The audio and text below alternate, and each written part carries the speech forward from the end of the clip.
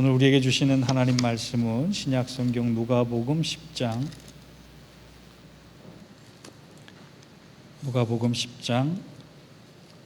30절에서 37절까지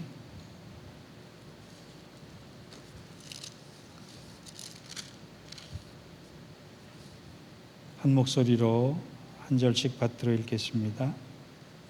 예수께서 대답하여 이르시되 어떤 사람이 예루살렘에서 여리고로 내려갔다가 강도를 만나매 강도들이 그 옷을 벗기고 때려 거의 죽은 것을 버리고 갔더라.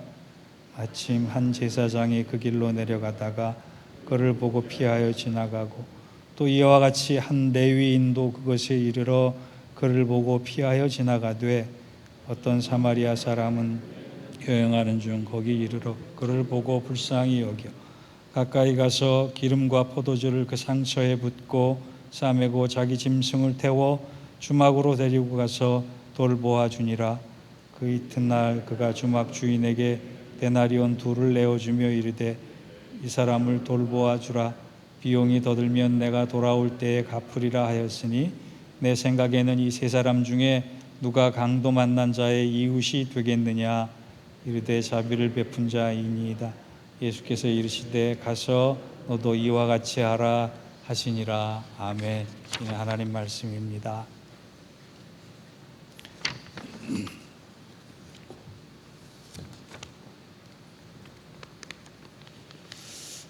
팬데믹으로 거리를 두고 생활하면서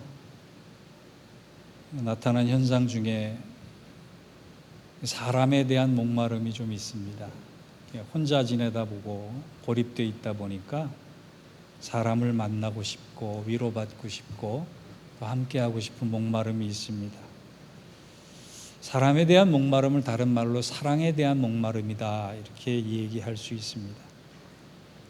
20세기 미의 화신이라고 불렸던 미국의 배우 엘리자베스 테일러가 아주 유명한 말을 남기고 죽었습니다. 나는 일평생 진정한 사랑을 찾아다녔다. 그러나 아직 그 사랑을 찾지 못했다. 그러고 죽었어요. 얼마나 사랑에 대한 목마름이 있었으면 그 탄식을 하고 죽었겠습니까? 세상 곳곳에는 여전히 사랑에 대한 목마름 때문에 애태우는 사람들이 참 많이 있어요. 사랑을 찾기 위해서 부단히 노력을 하는데 사랑이 무엇이냐라는 정의부터 찾아요. 누가 이런 말을 했습니다. 사랑은 사전이 찾는 것이 아니라 십자가에서 찾아야 된다. 우리가 백날 사랑에 대한 정의만 내려봤자 아무 소용이 없는 거예요. 백날 엉뚱한 데 가서 사랑에 대한 목마름을 해결하려고 해도 아무 소용이 없는 거예요. 근데 저는 요즘 세상을 보면서 대부분의 사람들이 사랑을 갈망을 하는데 사랑을 베풀며 사는 사람은 드물다라고. 여러분, 제가 질문 하나를 던져보겠습니다. 신앙생활을 제일 잘하기 위해 무엇에 가장 중점을 두어야 하겠습니까? 많은 분들이 기도, 선행, 성경 공부, 전도, 순종, 주일 성수 이런 거에 중점을 둬야 한다라고 대답들을 하실 거예요. 틀린 답은 아닙니다. 그런데 성경에서는 신앙생활을 잘하기 위해 무엇을 가장 강조하고 있는가? 그걸 오늘 들어야 해요. 오늘 성경 본문은 그것을 뭐라고 얘기하느냐? 관계라고 얘기합니다. 우리는 바른 신앙생활, 건강한 신앙생활을 위해서 2가지 관계를 잘 감당해야 하는데 하나는 수평적인 이웃과의 관계고 또 하나는 수직적인 하나님과의 관계. 하나님과의 관계만 잘 돼 있고 이웃과의 관계만 잘 돼 있어도 신앙생활 아주 잘하는 거라는 거예요. 오늘 본문의 비유를 예수님 말씀하시기 전에 한 율법학자로부터 질문을 듣습니다. 그런데 이 질문이 몰라서 질문한 게 아니라 예수님을 시험하고자 질문하는 거예요. 뭐라고 질문하느냐? 선생님, 내가 무엇을 해야 영생을 얻겠습니까? 율법학자는 지금으로 빠지면 신학교 교수입니다. 성경에 대해서는, 율법에 대해서는 모르는 게 없는 사람이에요. 그런데도 뻔한 질문을 해요. 그때 예수님께서 대답하시지 않고 반문합니다. 율법에 무엇이라고 기록되어 있다고 너는 생각하느냐? 너는 그것을 어떻게 읽었느냐? 그랬더니 율법학자가 아주 A+ 대답을 합니다. 내 마음을 다하고 목숨을 다하고 내 힘을 다하여 내 뜻을 다하여 주 너희 하나님을 사랑하라. 그리고 내 이웃을 내 몸과 같이 사랑하라. 그렇게 되어 있습니다. 예수님께서 그 대답을 들으시고 정말로 대답 잘했다.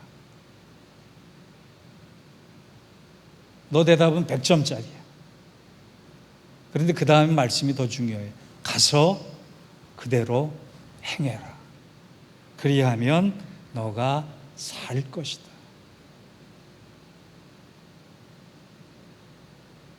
사랑에 대한 정의만 알고 있고 사랑에 대한 목마름을 가지고 있는 우리에게 그것을 찾고 그것을 발견하기 이전에 먼저 가서 행하라. 사랑을 베풀라 말씀하시는.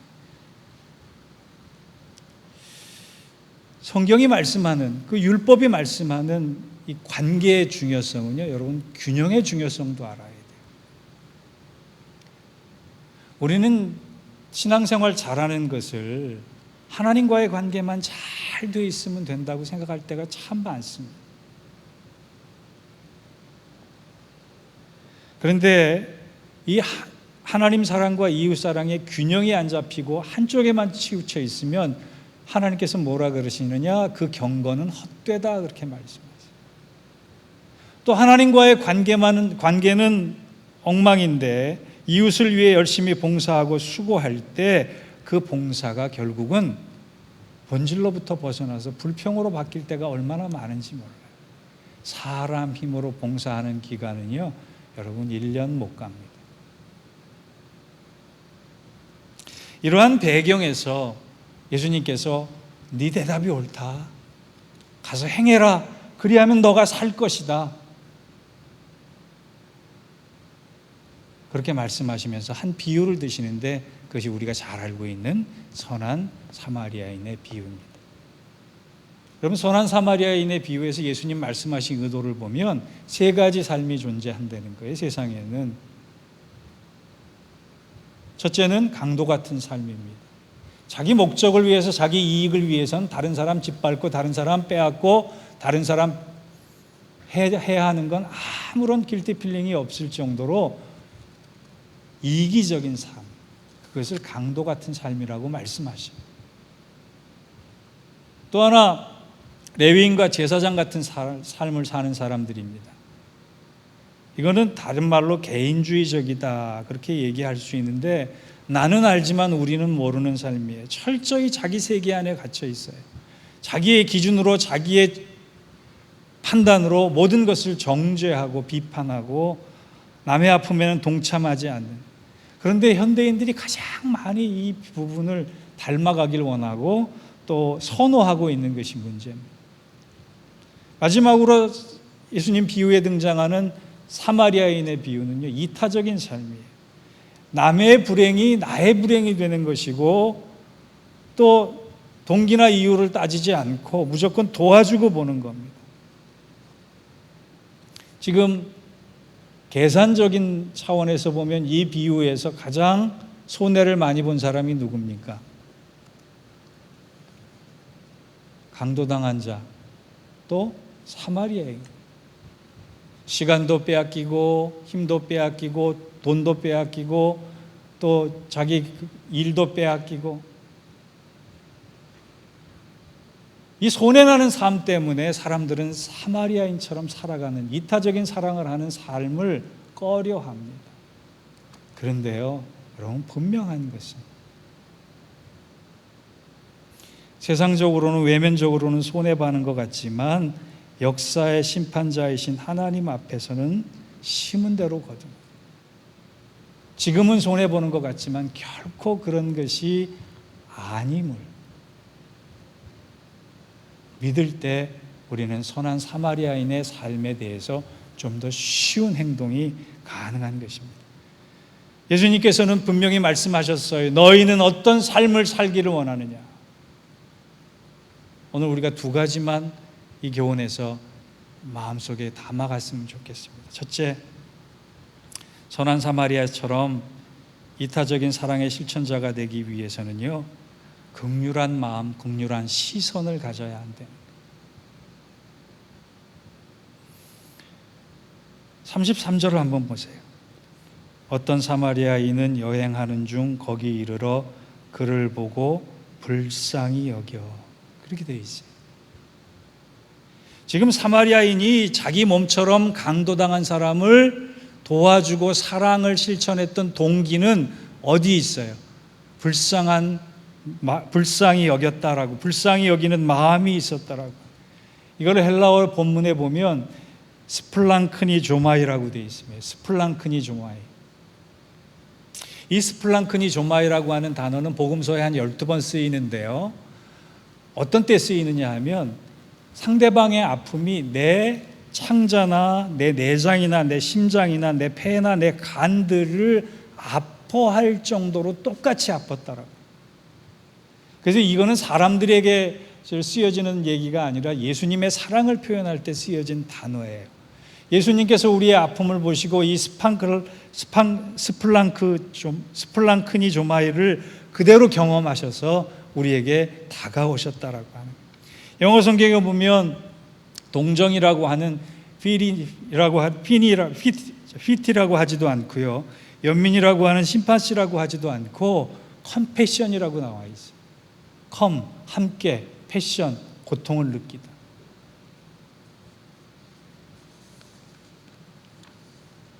긍휼한 마음으로 우리가 서로를 바라보는 눈이 정말 이 시대에 필요해요. 우리 교회에 필요해요.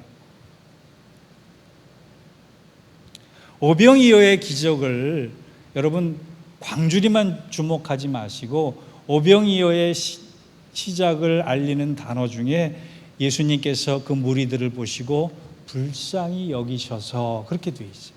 이 불쌍히 여기셔가 긍휼한 마음이에요. 긍휼한 눈이에요. 긍휼한 눈은 함께 고통을 느끼고 함께 아파하기 때문에 같은 입장에 서는 것인데 결국은 그것이 무엇이 되느냐? 성경에서는 기적으로 바뀐다. 긍휼을 구약 성경에서는 뭐라고 얘기하느냐? 라함이라는 단어를 씁니다. 이 라함이라는 단어는 어원이 어머니의 자궁이라고 하는 뜻이에요. 긍휼함을 느낀다, 긍휼함으로 본다라고 하는 건 한 어머니의 뱃속에서 태어난 형제 관계에서 느끼는 감정을 얘기해요. 제가 어저께 저희 누님에 대한 기도 제목을 억지로 올렸습니다.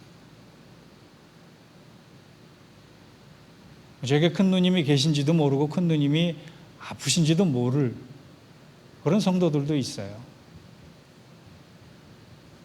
물론 여러분의 기도가 얼마나 큰 힘이 되는지 제가 잘 알지만 한편으로는 내가 무겁게 지고 있는 이 짐에 대해서 우리 성도들이 함께 형제를 가지고 긍휼한 마음으로 기도해 줬으면 좋겠다. 그것이 훈련됐으면 좋겠다.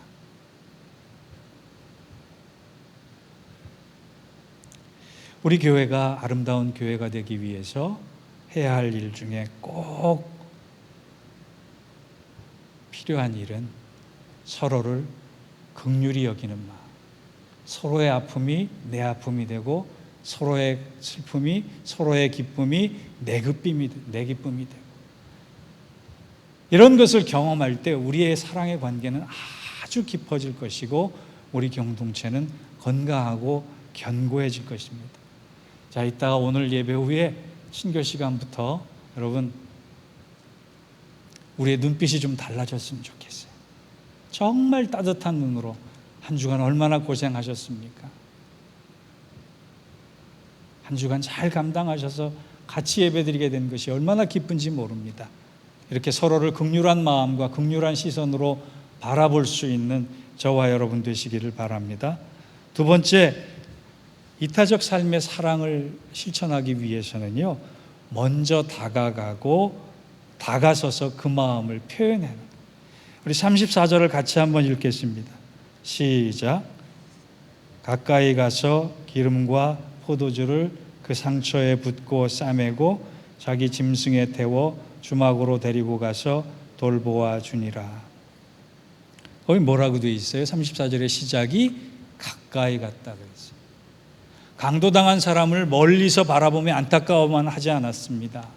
강도당한 사람에게 힘을 내서 나한테 오면 내가 도와주겠다 그러지 않았습니다. 말도 하지 않았습니다. 먼저 다가가서 사랑을 베풀고 상처를 싸매기 시작했다. 우리 교회가 관계의 균형을 위해서 좀 더 신경 써야 할 것이 이제 먼저 다가서는 자세입니다. 이상하리만큼 우리 교회는 점잖은 분들이 너무 많으세요. 점잖은 분들이 너무 많아서 먼저 다가가기를 주저할 때가 얼마나 많은지 모릅니다. 그럼 우리의 사랑에는 참 변명과 이유도 많습니다. 핑계도 많습니다. 오늘 레위인을 무조건 나쁜 사람이라고, 제사장을 무조건 나쁜 사람이라고 그럴 수만은 없어요. 그들도 나름의 변명거리가 있어요. 제사장은 왜 그냥 갈 수밖에 없었느냐? 제사를 드리기 전에 몸과 마음을 깨끗이 해야 합니다. 율법에 의하면 제사장은 피를 만지거나 시체를 만지면 부정하게 되어서 제사를 못 드리게 돼 있어요. 아마 제사장은 그것 때문에 내가 제사를 못 드리면 어떡할까라고 하는 생각 때문에 나는 이 사람을 도와주고 싶어도 못 도와줘, 이런 변명을 가지고 피해 갔을지도 몰라요. 레위인도 마찬가지입니다. 레위 사람들은 평생 태어나서 죽을 때까지 성전, 성막을 지키는 일에만 몰두하게 돼 있어요. 다른 일을 해서는 안 됩니다. 레위인도 그런 변명을 할 수 있어요. 나는 태어나서 죽을 때까지 내가 해야 할 일은 성전의 일이지 사람 도와주는 일은 아니다. 내가 도와주지 않아도 누군가는 도와줄 수 있을 것이다. 그리고 그 길을 피해갔을지 몰라요. 여러분, 그런데 주님께서 기뻐하시지 않으셨다 그랬어요. 우리도 사랑을 하는데, 우리도 긍휼한 마음으로 쳐다보는데 변명과 이유가 나름대로 합당한 것이 있을 수 있어요. 그런데 그 변명과 그 조건은, 그 이유는 하나님께서 기뻐하지 않으신다.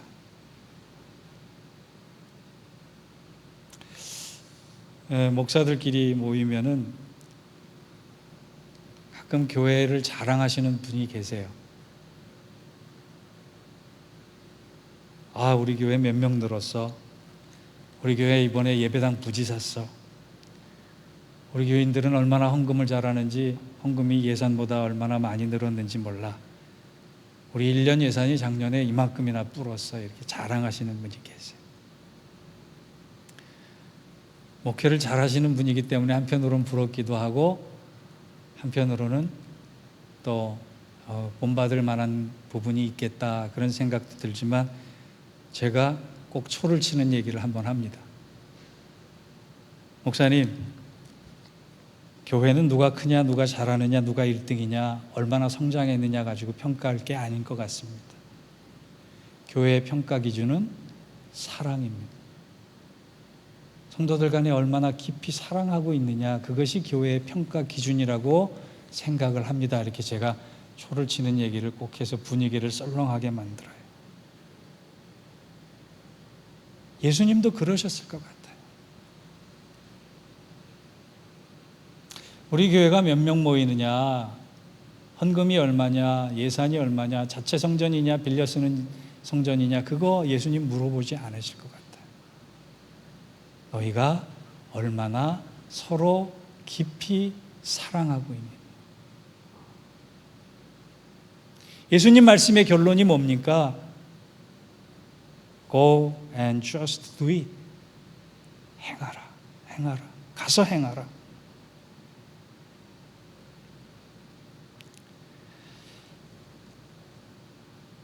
며칠 전 글을 봤는데 좋은 시 하나를 제가 읽게 됐습니다. 그분은 감꽃이라는 시를 쓴 김태준 시인인데요. 이런 얘기를 썼더라고요. 새 많은 인간. 어려서는 성적과 등수를 세고 한창 때는 돈을 세고 나이가 들어서는 주식이 오르고 내림을 세고 집 크기를 세고 자동차의 엔진 배기량을 세며 행복을 쫓았다. 어디 그뿐인가 하루하루 매상을 세고 어김없이 날아오는 렌트비며 공과금 고지서 갚아야 할 융자금을 세며 이민 생활을 이어간다. 요즘은 코로나 확진자의 수를 세고 사망자의 수를 세는 게 일이기도 하다. 그러면서 숫자를 세는 세상을 향해 이런 네 문단의 문장을 낸 시를 적었더라고요. 어릴 적엔 떨어지는 감꽃을 셌지. 전쟁통엔 죽은 병사들의 머리를 세고 지금은 엄지에 침 발라 돈을 세지. 그런데 먼 훗날엔 무엇을 셀까 몰라. 시인이 마지막 던지는 질문은 이겁니다. 당신의 인생에 결국에는 무엇을 세고 갈 것인가? 라고.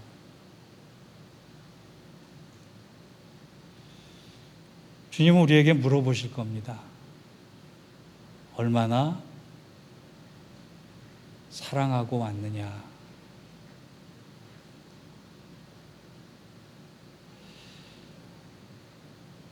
얼마나 이 땅에서 서로 사랑하고 왔느냐? 그거 분명히 물어보세요. 그럴 때 우리 교회 교인들은 주님, 제가 사랑에 대해서 수고를 많이 했고 사랑에 대해서 눈물을 많이 흘렸습니다. 그 사랑을 위해서 긍휼한 눈을 놓치지 않았고 그 사랑을 위해서 먼저 다가서는 일들을 서슴지 않았습니다. 그렇게 대답할 수 있는 우리가 되기를 바랍니다. 그럴 때 하나님께서는 우리보다 몇 배나 몇천 배나 더 큰 사랑을 가지고 우리를 맞아 주실 것입니다. 이것이 선한 사마리아인의 비유의 의미입니다. 기도하시겠습니다. 하나님 아버지, 사랑을 셈할 때 풍성한 결산이 있는 성도들과 교회가 될 수 있도록 인도하여 주시옵소서. 예수님의 이름으로 기도하옵나이다. 아멘.